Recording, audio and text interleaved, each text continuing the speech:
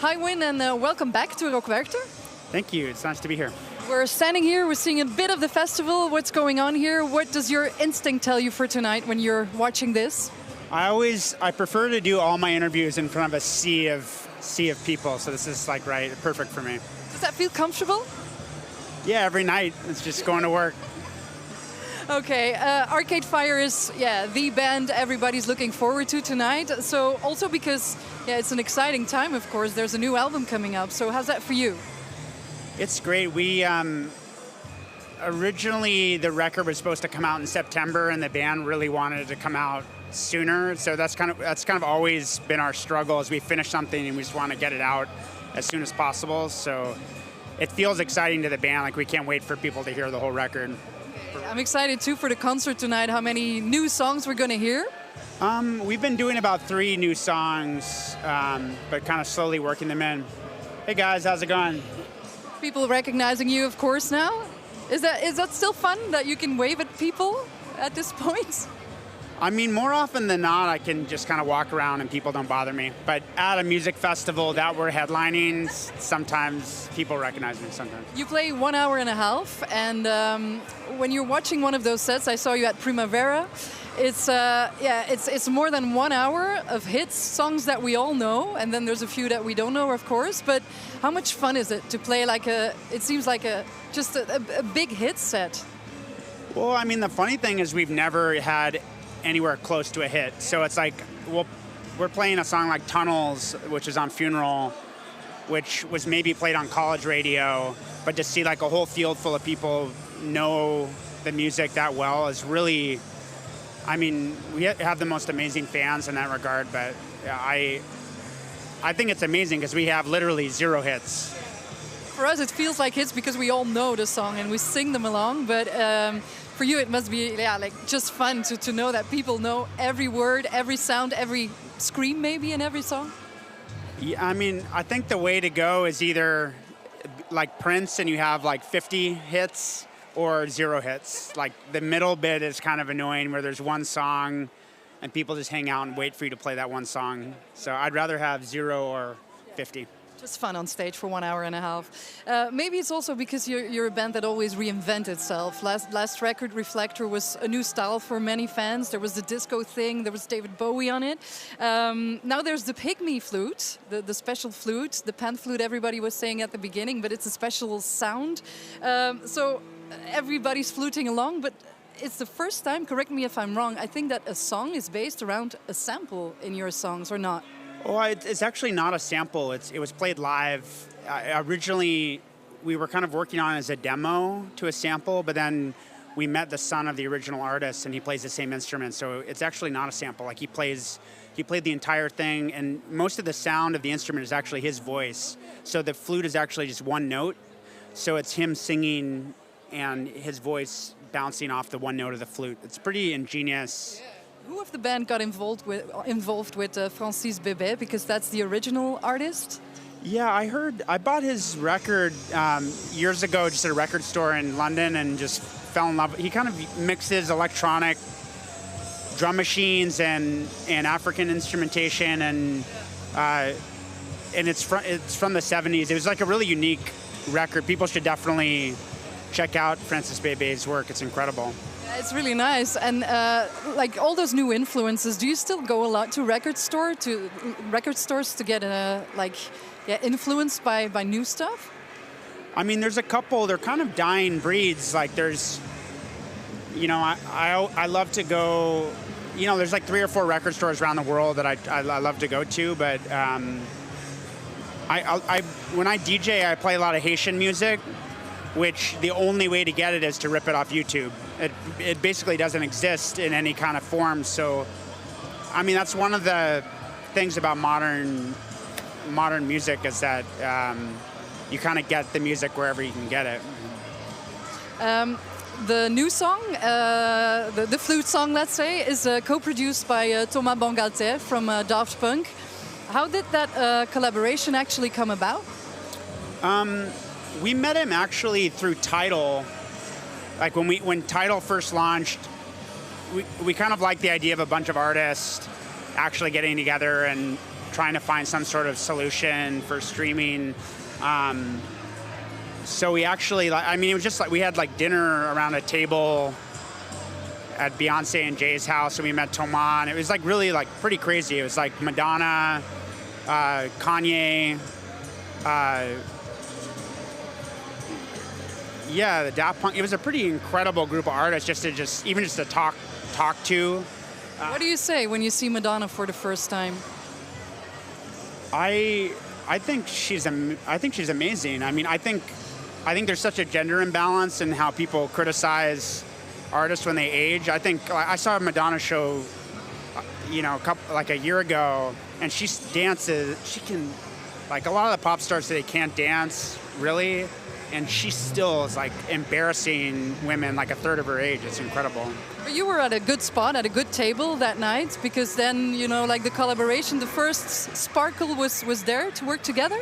Well, Tim, our bass player, met Thomas at an earlier thing, and then it was just very easy to talk to him. Regina's French, and even though our music doesn't sound similar, I think that we both care a lot about the details, like the really small details in music and production. And I mean, he makes electronic music, but he listens to everything. He's not like I think that we probably share a lot of the same frustrations with modern kind of EDM production. So we just kind of connected on a musical and kind of philosophical level. What was his main influence on that track? What did he add that you maybe didn't think about at first? It doesn't really work like that. I mean, we've always produced ourselves, and we're very we know kind of what we want things to sound like. I think with Thomas, I mean, it's kind of the same thing when we work with James Murphy. It's like people are like in their minds, I think they think that's like, oh, James made us play dance music, or it's just like it's a lot more sophisticated. It was more just having someone whose taste you really trust and that you really respect. I think with everything now, a lot of it was just that he loved the melody and loved the song, and so it kind of inspired us to keep working on it. Like we probably played that song more than almost any other song we've ever played to try and figure out like the puzzle pieces of how to make it all work. So I just think just having the enthusiasm. I mean, Steve Mackey, who was worked on the entire record. I mean, we're working on the record for over a year, So I mean, it's a lot of work. You always take your time to make an album, that's for sure. You always dive deep to make something special. So how deep was the dive this time? It's insane for us making a record. It's like, I feel like we spend as much effort and time on almost every aspect of making a record than a lot of people, just the mastering, the track listing, the album artwork, the nuances of the EQ. I mean, we just spend so much time working on it.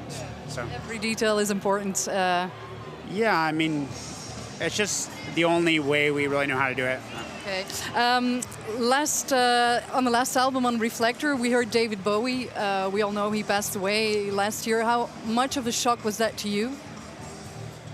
I mean, I was a baby when John Lennon was killed, but for me, Bowie passing it's something that you don't really think about in advance, and I think it took a lot of people by surprise. It just kind of was really moving to millions and millions of people just because his art touched so many people.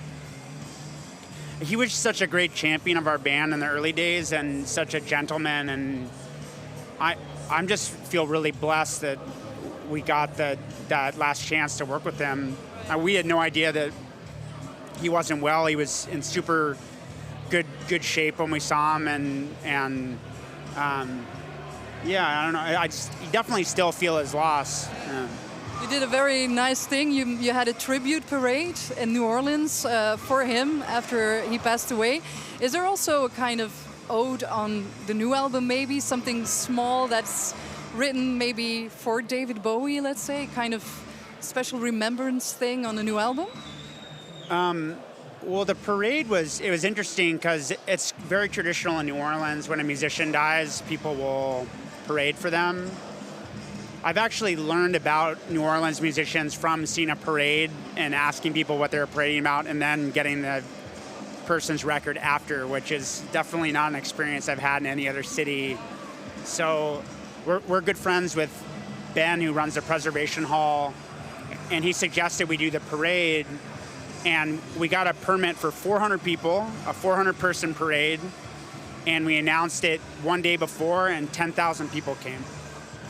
And completely shut down. All of downtown New Orleans was completely shut down. People came with their kids and dogs wearing Bowie makeup, and we just had like a 6-piece brass band for 10,000 people. So like imagine this number of people with no amplification, just brass instruments, and it was the most beautiful tribute. We just paraded and people followed us. And then we ended up back at a club, set up a sound system, played David Bowie songs till midnight, and the cops were trying to get there, and I could see the police lights coming from like a mile down through the French Quarter, and it was like disco lights, like kind of people were dancing around the cop car. The cop finally gets there, walks up to the balcony, and was just like, guys, you have no permit. He was super nice. He was just like, you have to stop playing music now. We're like, okay, but it was like after, from like noon to midnight, shutting down the entire city, and like we didn't even get a fine. The cops were just like, yeah. That's why I always New Orleans always has such a place in my heart for that. It's like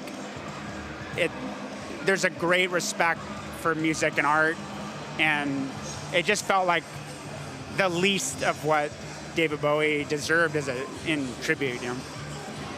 I think. Yeah, everybody here is ready for tonight. Are you ready already, or do you still need to do some things before you go on stage tonight? I'm not quite ready. Killing in the Name of is playing right now. A bit of Rage Against the Machine by Prophets of Rage can get you ready. Yeah. I remember hearing this song in a club in Australia.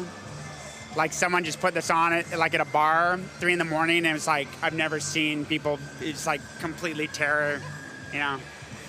Okay, we'll have fun tonight, have fun on stage, say hello to the rest of the band, and we'll be all there watching you tonight, so enjoy the concert tonight. Thank you. Yeah, merci, thank you.